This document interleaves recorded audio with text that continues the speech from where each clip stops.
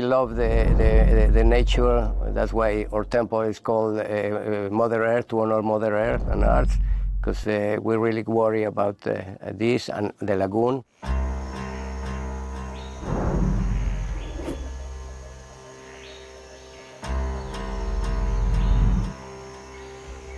This is a chimney for the wood oven.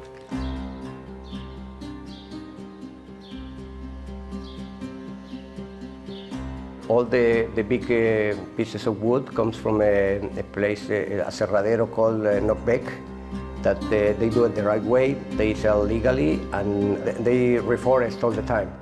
Well, for example, the trees we cut to build the temple, we have like more than 3,000 trees to reforest for the damage we did. And we want to tell people that this is the way that has to be done. If you got 20, don't plant another 20, 50, 100, 300 if you can. So yeah, it's very important.